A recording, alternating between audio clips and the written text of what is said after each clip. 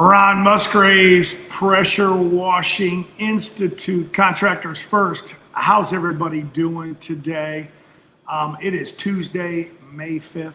First thing I want to tell everybody is, I want to tell everybody, first and foremost, I'll be at a meetup on May 29th, Jeremy Jennings in Temecula, California. It's in the SoCal group. I'll put a link down in this here if you guys want to come out there. I don't know if I'm doing a commercial class there yet, but we'll find out here in the coming days. You guys all know you can go to National Cleaning Expo and get that information if you need to. Let's get into this, guys. You saw the title there. It reads, and by the way, comment if you want to comment or ask questions. They're going to pop up on the thing. Matter of fact, if some of these guys are watching right now, they want to comment just to say hello, whatever. That way I know the comments are actually coming up on the screen. Guys, right here, this is a poster that I made, and it says Contractors Choose Your Own Market. Very valuable information here. Very, very valuable information. And I'll tell you why it's valuable. It makes no difference whether you're in the residential market or the commercial market. I've always been a big proponent of I choose my customers. My customers don't choose me. I've always says that. And I made this poster here, Contractor Choose Your Market, meaning you determine what you're going after. You're the guy that determines, you determine whether to, do the things that you're supposed to be doing as far as the right customer. And what this really means is and if you guys can see that poster there, in the commercial world, properties are rated A, B, and C. In the residential game, it's rated high income, middle income, and lower income. And on the spectrum, they're the same thing. The A property is the high income. The B property is the middle income property. The C income is a budget property. And in residential, it's a lower income property. What guys always get messed up with, and we're going to go through some of these posters here that I made. And this first one here is this is basically what I just said about the differences. These are the differences right here, guys. And when you're talking about the ABC, or whether it's high, middle, or low income, there's nothing different. I am not a Democrat or a Republican. I don't believe in any of that stuff. It's silliness. But anyways, you basically, the bottom line is like I was saying before, A is high income. In the homeowners, high income is the high income property. That's just how that works. If you guys can chime in there so I can see some of this is working, that's great. I'm going to go back to the original poster because I got a lot of guys in here, and I want to tell them this is about choosing your customer, choosing the right customer. Customers don't choose you. Don't worry about the $99 guy, because when I get done with this, you're going to understand why the $99 guy exists, and you're going to understand that that's not your customer. So moving on with this, I'm going to go over this again. In the commercial world, A, B, C, those are the property levels, meaning that, an A customer is a premium location, a B is a medium, a balanced budget location, middle of the road, and a C is a budget focused location. In the residential market, the A is the high income property, the B is the middle income property, and the C is the lower income property. I'm going to go ahead and go to poster 2.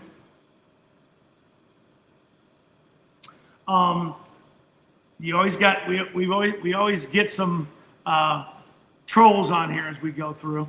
So on slide number 2, like I was saying, you have premium locations, you have budget locations, and this is on the commercial side, and then you have price sensitive locations. Obviously, we want to be in the high budget locations. We want to be going after high income locations if we're in the residential world. And the bottom line in this whole thing is, guys, is You choose this market, okay? You are the company, you're the person that chooses this market. I've always been big on this. Don't let customers choose you, you choose your customers. And you're gonna wind up being a lot happier if you're focusing on that. Some of these guys know this guy, and a lot of times people go all the time to me, well, Ron, how do you identify an A property? How do you identify a high income property? Well, in an A property situation, you're gonna probably know things in an A property, like the tenants that might be in the situation.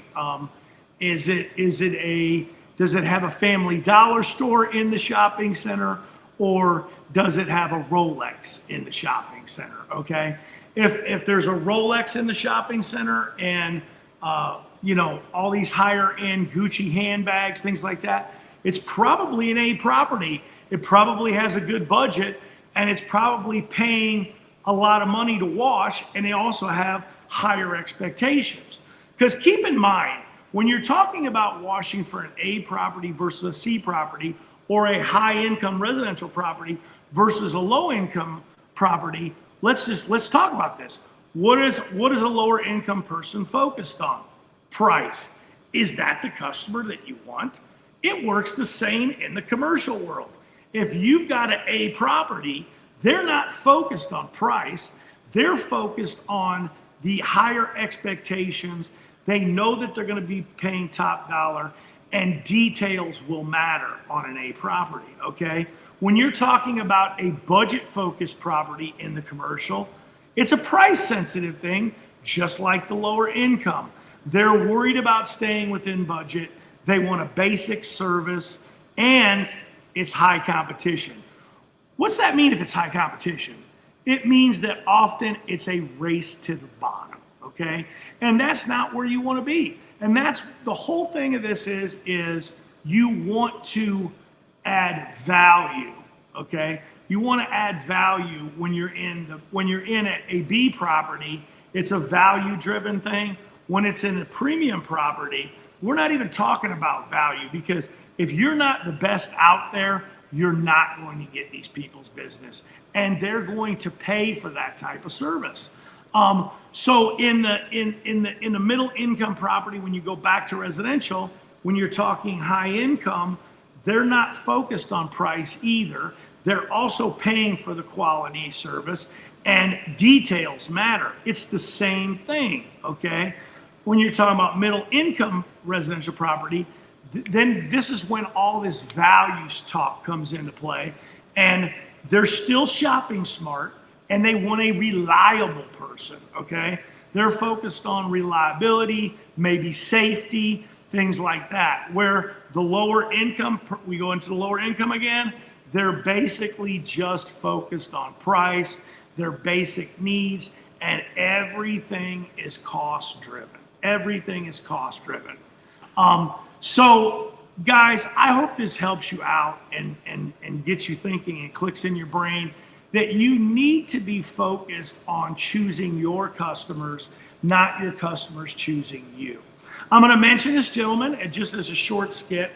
He is a carpet cleaning guy originally, and we all know that carpet cleaners often have, the race to the bottom mentality. Well, the thing about the carpet cleaning world is identifying somebody that is a high income property versus a lower income property sometimes can be a little bit more difficult. And sometimes you can't tell because you can't judge a book by its cover.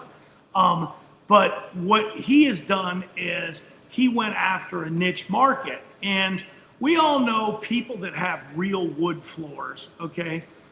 Don't tell me your mother-in-law's broke and has a wood floor. Typically are higher income people. They don't put wood floors in. They're not cheap. They cost a lot of money to maintain. When you put a wood floor in and you see that shine across the room, you're paying for that, and you're going to pay dearly to maintain it. Now, what this gentleman did was he was in the carpet cleaning business years ago, and he realized he didn't want to be the race to the bottom guy, and he started getting into taking care of wood floors. And all of a sudden, his average ticket, where you're a carpet cleaner on average daily ticket, you can hustle and go and make $800, which is still $250,000.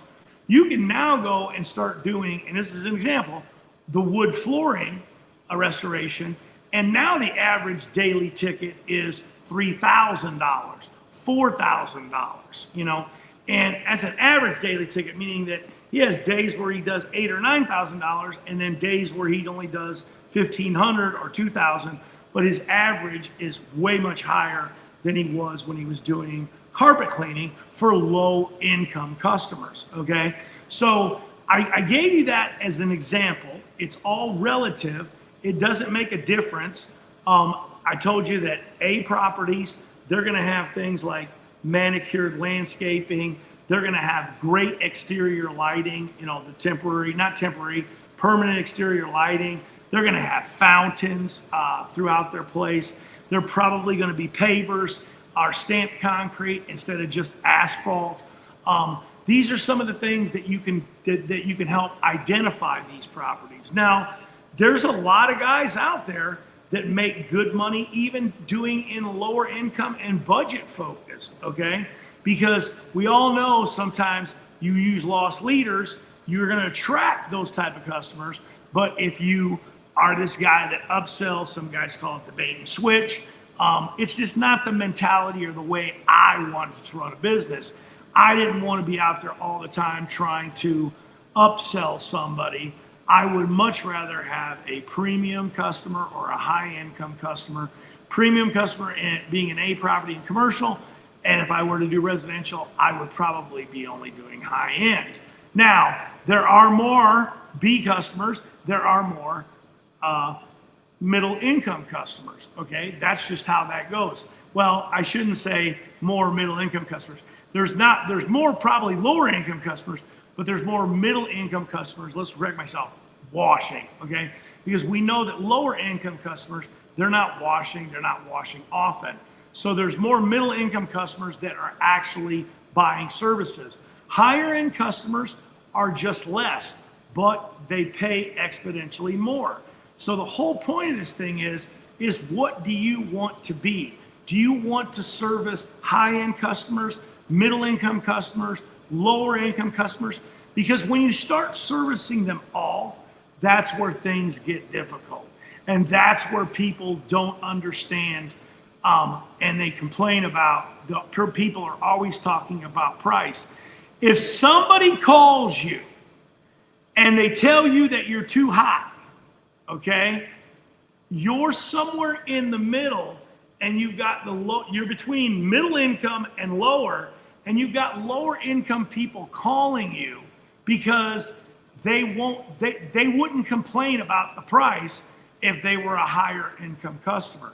Oh, and by the way, because you've got a lower price, the high income customer doesn't even call you, okay? They don't call you.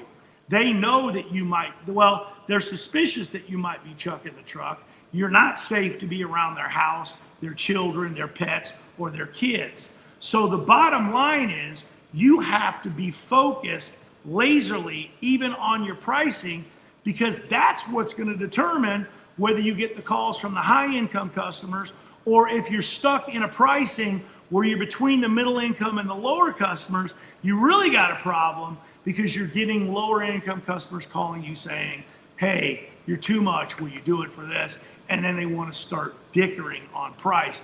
They want to start trying to bring you down. You do not want to, you don't want to be in that mode. I have a training video that I put out there for finding employees. And I always try to tell people, if they start at a lower wage to pay somebody, the guy that's worth it is never calling them to get the job. And then they're frustrated why they can't find good employees. If you post the job at a really good salary, astronomically higher than you think you would pay, you're gonna get quality people calling you. It's the same thing. The same thing and the same psychology in finding a good employee, translates to finding a good customer. If your prices are higher, the lower income people, they're not calling you. The middle income people might call you because this time they want a premium service, because their middle of the road guy that they had been using, they're not happy with. And now they're willing to pay the high income value. Bottom line is, that's the psychology of this. That's how it actually works. I don't think anybody in their right mind is going to argue this point with me. I'm sure that there'll be some people that might argue it, but I don't think it's arguable. Bottom line is, it is, and I'll put this one up here, guys. There it is. Trevor Steele, known him for 20 years. Truth Bombs. There it is. Appreciate that, Trevor. Guys, glad you guys can listen to this tonight. I'm glad that I had a bunch of guys on. I guess maybe I'll be doing more videos in the middle of the day, because had a pretty decent audience. By the way, guys, all you guys watching, if you want to chime in and you want a couple of these for free, I'll send you a couple for free. Just chime in right here and share this thing, share this video and like it, and tell me you want a couple of these, and we'll reach out to you and grab an address to get them sent to. They're safety stickers. They're safety stickers, guys. They go on your rigs. Who knows? Somebody might get their rig saved from getting hit in the middle of the street, dark parking lot, wherever you might be. But they're safety stickers. Go ahead and post below, and we'll see if we can get you a couple. Appreciate you guys for tuning in today. Ron Musgraves, Pressure Washing Institute, Contractors First. Go to nationalcleaningexpo.com. You'll find out when my next commercial selling is. It's about a 4-hour program. It's absolutely free.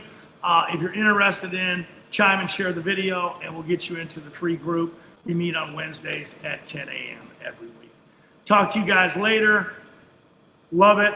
Ron Musgraves, Pressure Washing Institute, Contractors First. We're out.